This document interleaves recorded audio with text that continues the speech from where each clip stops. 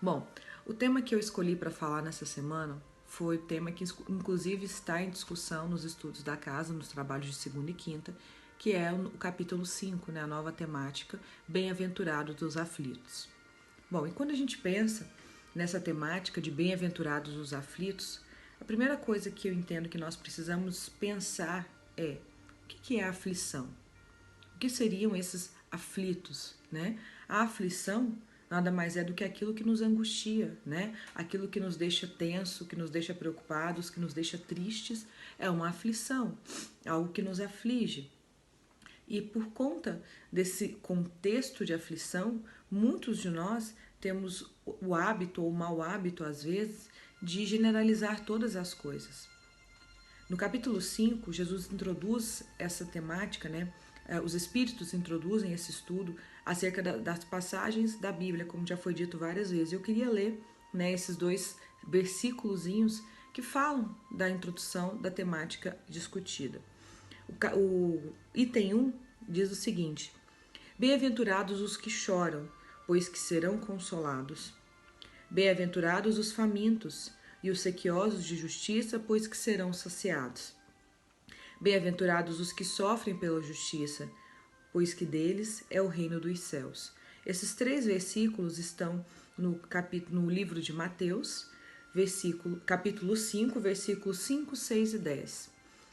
Nesse momento, e o segundo item eu já vou falar sobre ele, mas nesse momento, só para esclarecer, para contextualizar, esse trecho da Bíblia, do livro de Mateus, é o Sermão da Montanha, quando Jesus começa a falar das bem-aventuranças, né? Que ele começa a dizer para as pessoas, né, e falar para as multidões sobre um cenário, sobre uma forma de se enxergar a atual existência, uma forma onde você começa a entender quais são as promessas futuras para aqueles que cumprirem a palavra de Deus. E no item 2, ele continua dizendo: Bem-aventurados vós que sois pobres, porque vosso é o reino dos céus. Bem-aventurado vós que agora tendes fome, porque sereis saciados. Ditosos sois vós que agora chorais, porque rireis. Bom, então cada um desses itens, cada um desses trechos fala então de uma dificuldade atual, mas de uma vitória futura.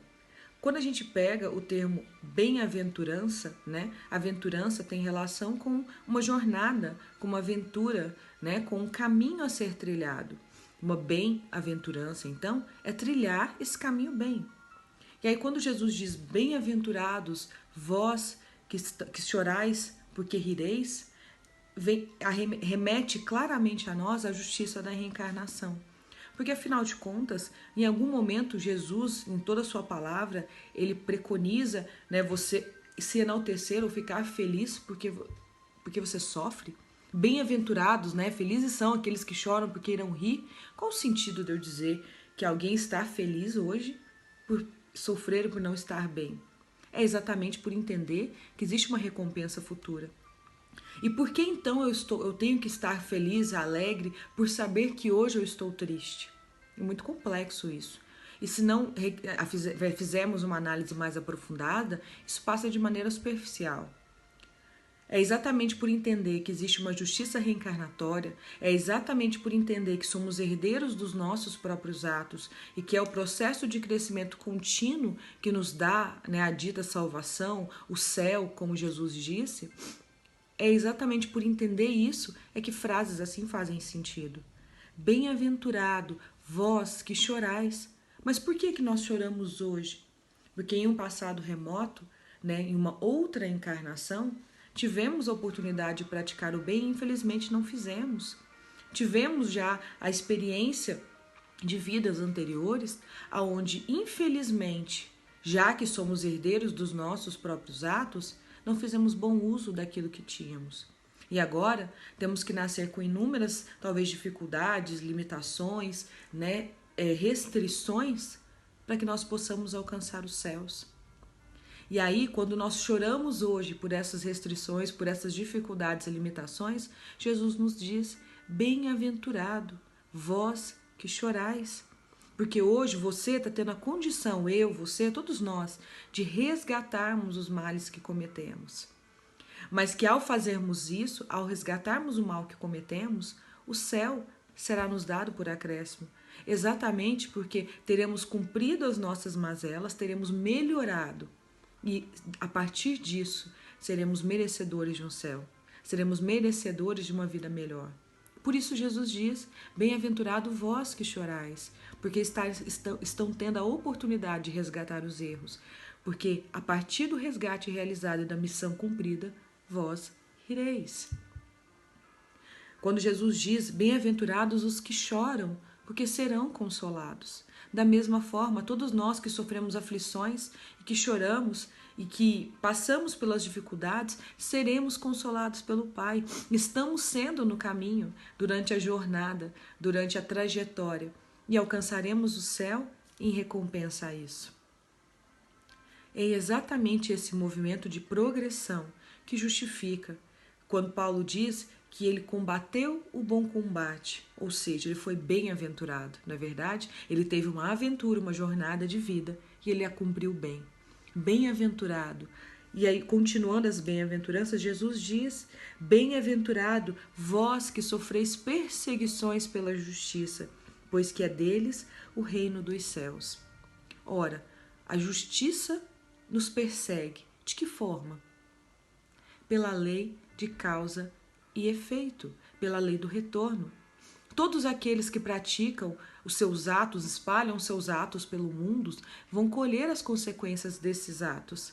Como diria um sábio, provérbio indiano, quem semeia chuva, quem semeia chuva, e tempestade, quem semeia chuva, colhe tempestade. Então nós temos que ter muito cuidado com aquilo que nós semeamos, porque a semeadura é livre, mas a colheita é obrigatória. Quando Jesus diz, bem-aventurado vós que sofreis perseguições pela justiça, é porque a lei de justiça é para todos. A lei do retorno é para todos. A lei de causa e efeito é para todos. Então tudo aquilo que nós fizermos, seremos eternamente perseguidos pela justiça dos nossos atos. Mas bem-aventurados somos aqueles que são perseguidos pela justiça e cumprem, como num processo de justiça onde se tem sentença, se tem determinações a serem feitas para se resgatar o mal cometido, bem-aventurados somos aqueles que são perseguidos pela justiça, porque se cumprirmos a etapa de crescimento que nos é necessária, nosso é o reino dos céus.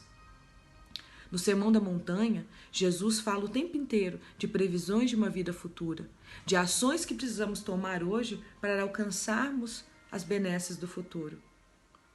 E aí, lembrando dessa temática, discutindo isso, vem a nós então a temática do capítulo, bem-aventurados os aflitos. Eu falei ao longo dessa semana, no trecho do Minuto do Evangelho, e repito aqui, quem hoje não está aflito? Quem hoje, diante da atual circunstância que a Terra se encontra, não está aflito? É pandemia, é falta de vacina, é dificuldades, é isolamento social, necessidade de máscara, não poder sair de casa. Quem hoje não está aflito? Quantos hoje têm emergido em depressão, em síndrome do pânico, em dificuldades? Nenhum de nós estamos esquecidos do amor de Deus. Nenhum de nós. Mas todos nós, no nosso plano reencarnatório, escolhemos passar por esse momento na Terra, porque nos daria muito mais chance de crescimento e de vencer as nossas dificuldades. Por isso, bem-aventurados somos, porque estamos tendo a oportunidade de, por meio de provas, de expiações ou de missões, ajudarmos o crescimento da Terra. E ao nosso, porque a Terra não cresce por si só. O que faz a Terra crescer é o crescimento dos que aqui estão, dos que aqui habitam. Uma casa só se torna perfumada quando aqueles que moram ali exalam perfume.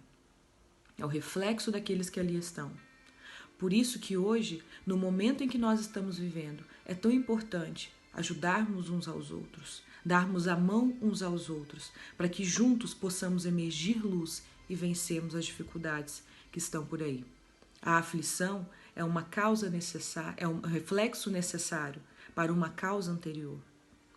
Porque a aflição, a justiça das aflições, das dificuldades que nós passamos, ou ela é de causa atual, ou ela é de causa anterior. E quando ela é de causa atual, nós precisamos então fazer uma autorreflexão para analisarmos o que nós temos praticado e que nós possamos estarmos nos auto-sabotando. Agora, quando a causa é anterior, nós temos então a oportunidade de vencer isso estudando, lendo e praticando. Eu costumo dizer que hoje muita gente já sabe da teoria. Muita gente lê a Bíblia, muita gente lê o Evangelho, muita gente estuda sobre Deus. Mas muito se lê e pouco se tem praticado. E é esse o exercício que o Pai nos pede nesse momento de dificuldade, pôr em prática. Nós precisamos pôr em prática, ajudarmos uns aos outros da forma que conseguimos, porque é exatamente isso que esse momento nos pede. Quando a gente se distancia de tudo e só tem proximidade com a família, Deus nos pede então para que enxerguemos a nossa família e amemos uns aos outros e nos ajudemos. Quando nós precisamos sentir falta de um abraço para valorizar alguém, é porque é esse momento de aflição que nos vai tornar pessoas melhores daqui para frente. E para encerrar a minha fala de hoje, eu gostaria de trazer uma história que eu ouvi num filme que eu assisti recentemente por conta de uma demanda de estudo e que o filme mudou a minha vida e eu tenho indicado ele para várias pessoas e eu indico aqui para vocês, quem quiser assistir, o filme é um filme do Netflix, chama-se Como Estrelas na Terra. Toda criança é especial. E esse filme retrata a dificuldade de um menino que tem dislexia para conseguir aprender, porque muitas pessoas não veem a dificuldade dele, muitos não estão interessados em enxergar as dificuldades que ele tem, e o pai e a mãe também têm bastantes dificuldades de aceitarem o déficit de aprendizagem dessa criança.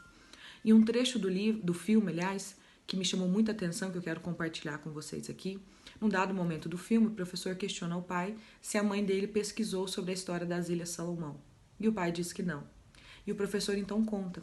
Ele relata que nas Ilhas Salomão, quando os moradores de lá precisam de uma área para cultivo, eles não usam de ferramentas, enxadas e nada disso para poda. Eles se reúnem em volta das árvores, daquele local que eles querem se utilizar para plantio, e começam a desbravar ofensas, começam a xingar, ofender, maldizer, começam a amaldiçoar aquele local. Em pouco tempo, em poucos dias e semanas, aquelas plantas que ali estão, aquela árvore, ela absorve tanta energia negativa emanada por aquelas pessoas que ela seca e murcha e morre. Ela seca, murcha e morre. E aí ele fala que assim são as pessoas. Quanto mais nós emanamos energia ao nosso meio, mais nós contaminamos o nosso meio. E quanto mais as pessoas em volta absorvem essa energia ruim, mais elas secam, murcham e morrem. E é assim que nas Ilhas Salomão, depois da árvore morta, eles arrancam tudo e fazem novos plantios. Que nós, enquanto cristãos, enquanto seres viventes desse planeta, possamos sempre emanar bons pensamentos, bons sentimentos e boas atitudes, para que a gente faça ao nosso redor florescer e que nós evitemos sempre absorver maus sentimentos, maus pensamentos e más atitudes, a má energia em volta de nós. Porque ao absorvermos, nós também podemos nos poluirmos dela. E aí a nossa aflição, ela aumenta e é um dos motivos de causas atuais de aflição. Absorver aquilo que não é nosso. Que Jesus, em sua imensa luz, ajude a cada um de nós a nos tornarmos pessoas melhores, dignas e felizes, sabendo separar o que é nosso e aquilo que não é. Um grande abraço a todos. Fiquem com Deus.